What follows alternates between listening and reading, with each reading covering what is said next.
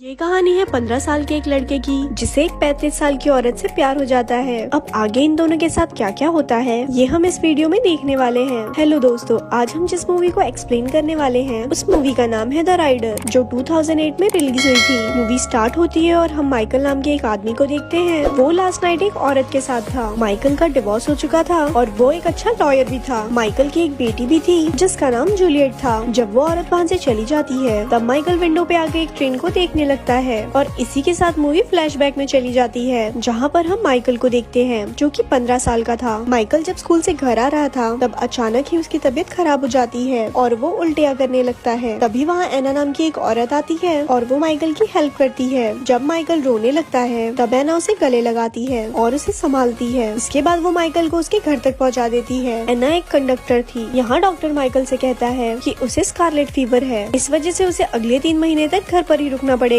3 महीने बाद जब माइकल ठीक हो जाता है तब वो अपनी मॉम से उस औरत के बारे में बात करने लगता है जिसने उसकी मदद की थी। अगले दिन माइकल एना के घर फूल लेकर जाता है। यहाँ पर एना उसका हालचाल पूछती है। उसे अपने काम के लिए देर हो रही थी, इसलिए वो माइकल को बाहर रुकने को कहती है। वो उसे कहती है कि बाकी की बातें हम रास्ते में करेंगे। जब एना कपड़े बदल रही थी तब माइकल उसे चुपके से देखने लगता है, पर एना को इसके बारे में पता चल जाता है तो माइकल वहाँ से भाग जाता है। अगले दिन फिर से वो एना से मिलने आता है तो एना उसे नीचे से कोयला लाने को कहती है। जब वो वापस आता है तो उसके कपड़े बहुत गंदे हो चुके थे। एना उसे उसके कपड़े उतारने को बोलती है। यहाँ वो दोनों एक दूसरे के काफी करीब आ जाते हैं और किस करने लगते हैं। इसके बाद वो दोनों घपाघप करते हैं। अब यहाँ से इन दोनों का अफेयर स्टार्ट हो जाता है। माइकल हर रोज एना से मिलने जाता था और वो दोनों साथ में घपाघप करते थे। माइकल स्कूल के बाद घर पर नहीं जाता था और एना से मिलने चला जाता था। दोनों काफी टाइम साथ में गुजारते हैं। बहुत दिनों के बाद वो दोनों एक दूसरे का नाम पूछते हैं। यहाँ पे हमें पता चलता है कि एना 35 साल की है और माइकल सिर्फ 15 साल का। अब से माइकल एना को बुक पढ़ के सुनाया करता था। इसके बाद वो दोनों घपाघप करते थे। एक बार माइकल उसी बस में चढ़ता है जिसमें एना काम कर रही थी। वो एना से बात करने की कोशिश करता है पर एना उसे इग्नोर कर देती है। घर आकर माइकल उस पर बहुत गुस्सा करता है। वो कहता है कि तुमने मुझे इग्नोर किया। तब एना कहती है कि मैं समाज के सामने तुम्हें अपना नहीं सकती, मेरी भी कुछ मजबूरियां है। माइकल उससे नाराज भी होता है पर फिर वो वापस भी आ जाता है क्योंकि वो एना से बहुत प्यार करता था। यहाँ पे वापस से वो दोनों घपाघप करते हैं। एक बार वो दोनों साइकिल ट्रिप पर जाते हैं। वहाँ वो दोनों काफी खुश थे।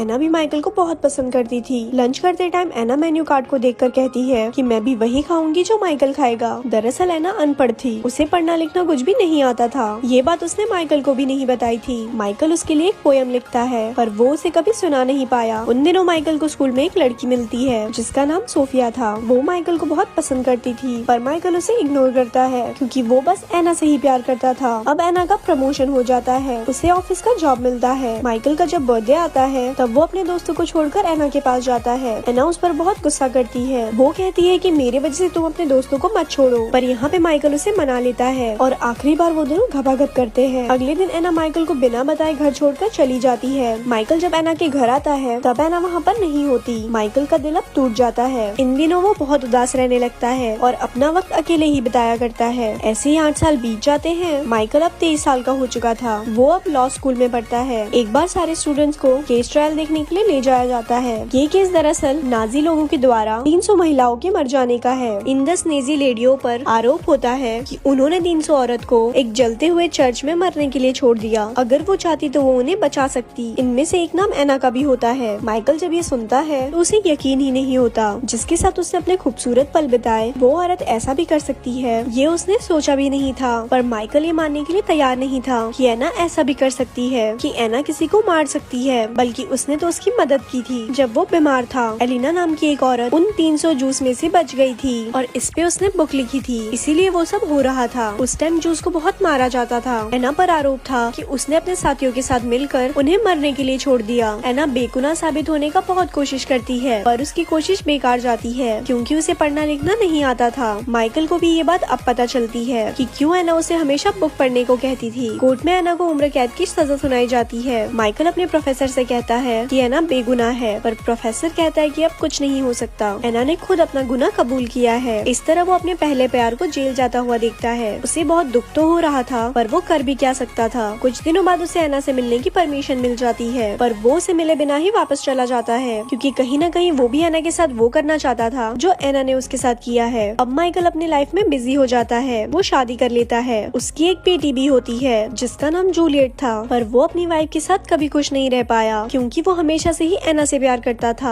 एक दिन उसे वही पुराने बुक्स मिलते हैं जो वो एना को पढ़ के सुनाया करता था। वो उन बुक्स को पढ़कर रिकॉर्ड करता है और जेल में एना को भेज देता है। एना अब धीरे धीरे पढ़ना लिखना सीखने लगती है। कुछ दिनों बाद वो माइकल को लेटर लिखना स्टार्ट करती है और जवाब पाने की उम्मीद करती है, पर माइकल ने उसे वापस कभी जवाब नहीं दिया। ऐसे ही 20 साल बीत जाते हैं। एना अब बूढ़ी हो चुकी थी। उसके अच्छे बिहेवियर की वजह से उसे जेल से छोड़ दिया जाता है। एना की कोई फैमिली और फ्रेंड ना होने की वजह से जेल के स्टाफ माइकल को कॉल करते हैं। माइकल एना के लिए घर और जॉब ढूंढ देता है। एना के छूटने के बाद वो एना से मिलने जाता है। यहाँ पे वो एना से थोड़ी दूरी बनाकर रखता है। एना उसका हाथ छूने की कोशिश करती है पर माइकल अपना हाथ दूर कर लेता है। माइकल एना से कहता है कि मैंने सारा इंतजाम कर दिया है और अगर किसी चीज की जरूरत पड़े तो तुम मुझे बता सकती हो। एना इसके लिए उसे थैंक्स बोलती है और उसे कहती है कि क्या तुमने शादी की। माइकल कहता है कि हाँ, मेरी एक बेटी है पर हमारा डिवोर्स हो चुका है। इसके बाद एना माइकल की आंखों में ऐसा भाव देखना चाहती थी जिससे वो माइकल को अपना सके, पर माइकल वहाँ से चला जाता है। अगले दिन वो एना से मिलने जाता है पर यहाँ उसे पता चलता है कि एना ने सुसाइड कर लिया है। मरने से पहले एना माइकल के लिए एक लेटर छोड़ जाती है कि मैंने तुम्हारी वजह से पढ़ना लिखना सीखा और इस तरह से मैंने एलिना ने लिखी किताब को पढ़ी जिसमें उन्होंने लिखा था कि कैसे जूस पे अत्याचार किए जाते थे। वो कुछ पैसे छोड़ जाती है ताकि माइकल वो पैसे एलिना को दे सके। माइकल ये कहानी अपनी बेटी को सुनाता है ताकि उसका दिल थोड़ा हल्का हो सके और वो दोनों एना की कब्र पे जाते हैं और यहाँ पे ये मूवी एंड हो जाती है।